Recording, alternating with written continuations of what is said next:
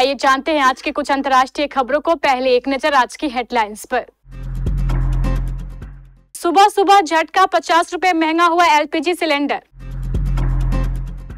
क्या चीन को छोड़ ट्रंप सभी देशों से वापस लेंगे टैरिफ? बड़ा सवाल, कौन है बाप, सौरभ या साहिल? सुप्रीम कोर्ट ने 100% वीवीपैट गिनती की याचिका खारिज की, कहा पहले ही फैसला दिया जा चुका।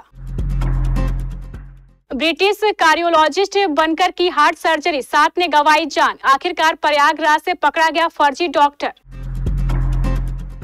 टैरिफ, गाजा, ईरान और चीन को चेतावनी, ट्रंप नेतन्याहू की मुलाकात में क्या हुई बात?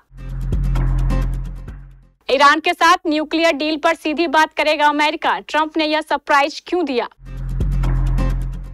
ग्लोबल इकोनॉमी पर यह जंग भारी पड़ेगा, ट्रंप टैरिफ वापस लेने को तैयार नहीं। सलमान खान की सिकंदर, 9वें दिन चारों खाने चित, ऊंची दुकान, फीका पकवान।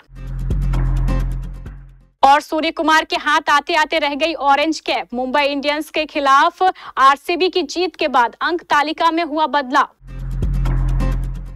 आज से एलपीजी कस्टमर को सिलेंडर लेने के लिए पहले से ज्यादा भुगतान करना होगा। ग्राहकों को 8 अप्रैल से 14.2 किलो वाले एलपीजी सिलेंडर के लिए 50 रुपए ज्यादा का भुगतान करना होगा। इस बढ़ोतरी के बाद दिल्ली में घरेलू सिलेंडर की कीमत बढ़कर 853 रुपए हो गई है। पहले इसके लिए 803 रुपए का भुगतान करना होता था। गैस की कीमत में बढ़ोतरी को लेकर केंद्रीय तेल मंत्री हरदीप सिंह पुरी ने ऐलान किया है कि खाना पकाने वाले गैस की कीमत 1 सिलेंडर पर 50 रुपए की बढ़ोतरी हो गई है। सोमवार को ऐसी कई खबरें आई जिनमें एक बड़ा दावा किया गया। इन मीडिया रिपोर्ट्स में कहा गया कि राष्ट्रपति डोनाल्ड ट्रंप चीन को छोड़कर बाकी सभी देशों के लिए 90 दिनों तक टैरिफ रोकने पर विचार कर रहे हैं। व्हाइट हाउस ने तुरंत इस दावे को गलत बताया। ट्रंप का कहना है कि उनके टैरिफ वैश्विक व्यापार को ठीक करने और घरेलू उत्पादन को फिर से बचाने के लिए जरूरी है। उन्होंने चीन को सबसे बड़ा धोखेबाज बताया। जवाबी कार्रवाई में टैरिफ बढ़ाने के लिए बीजिंग की आलोचना की। ट्रंप के टैरिफ से वैश्विक व्यापार और निवेश रुक गया है। इस वजह से अमेरिकी बाजार सोमवार को तीसरे दिन भी गिरावट के साथ खुले थे। सौरभ हत्याकांड में प्रेमी साहिल शुक्ला के साथ जेल में बंद मुस्कान रस्तोगी गर्भवती है। मुस्कान की हालत बिगड़ने पर जिला चिकित्सालय से जेल पहुंची महिला डॉक्टर की टीम ने उनका प्रेगनेंसी टेस्ट कराया। सीएमओ डॉक्टर अशोक कटारिया ने बताया है कि प्रेगनेंसी टेस्ट पॉजिटिव आया है। वरिष्ठ जेल अधीक्षक डॉक्टर ब्रिजेश राज शर्मा ने बताया है कि मुस्कान का शुक्रवार या सोमवार को अल्ट्रासाउंड कराया जाएगा। अब सबके जहन में यही सवाल है कि आखिर कौन है इस बच्चे का पिता, सौरभ या साहिल? सौरभ के भाई बबलू का कहना है कि यदि बच्चा सौरभ का हुआ तो हम उसे पालेंगे। सुप्रीम कोर्ट ने सोमवार को चुनाव में 100% वीवीपैट पर्चियों की मैनुअल गिनती की मांग वाली याचिका खारिज कर दी। याचिकाकर्ता हंसराज जैन की मांग थी कि ईवीएम के साथ साथ सभी वीवीपैट पर्चियों की भी 100% मैनुअल गिनती होनी चाहिए। साथ ही वोटर को पर्ची की जांच का अधिकार मिलना चाहिए। कोर्ट ने कहा है कि पहले ही इस मुद्दे पर फैसला दिया जा चुका है, ऐसे में दोबारा सुनवाई की जरूरत नहीं है। दरअसल सुप्रीम कोर्ट ने 12 अगस्त 2024 को दिल्ली हाई कोर्ट के फैसले के खिलाफ सुनवाई की। इस फैसले में हाई कोर्ट ने सुप्रीम कोर्ट के पुराने फैसले का हवाला देते हुए याचिका खारिज कर दी थी। उस दौरान चुनाव आयोग ने भी हाई कोर्ट में बताया था कि सुप्रीम कोर्ट पहले ही ईवीएम को सुरक्षित और पारदर्शी बता चुका है। सुप्रीम कोर्ट में इस याचिका की सुनवाई chief justice Sanjeev Khanna, justice Sanjay Kumar और केवी विश्वनाथ की बेंच ने की।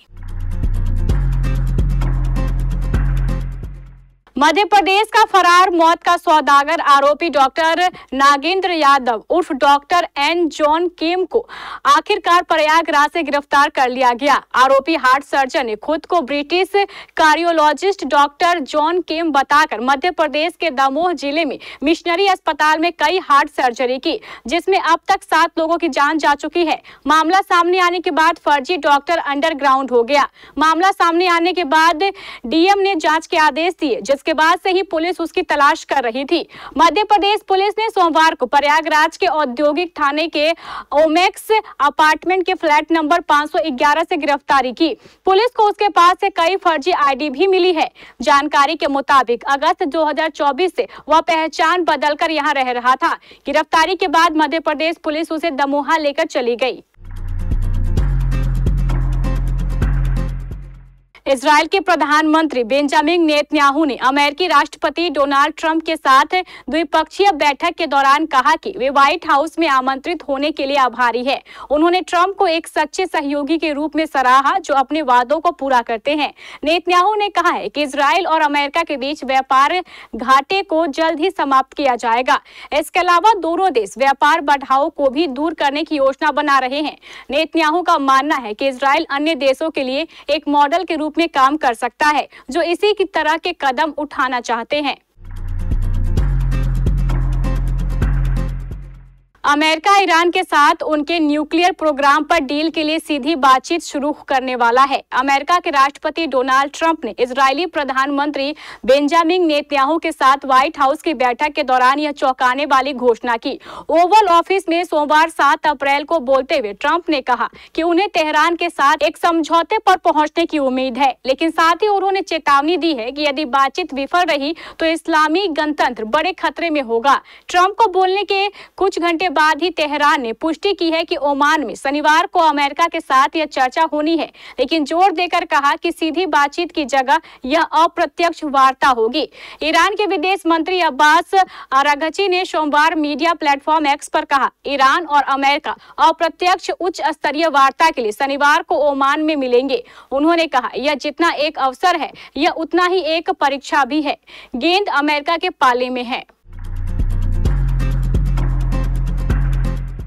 दुनिया भर के शेयर बाजारों में रक्तपात मचा हुआ है। 7 अप्रैल 2025 दिन सोमवार को ऐसे हर बाजार में जहां शेयर खरीदे बेचे जाते हैं 4 से 10% तक की गिरावट देखी गई।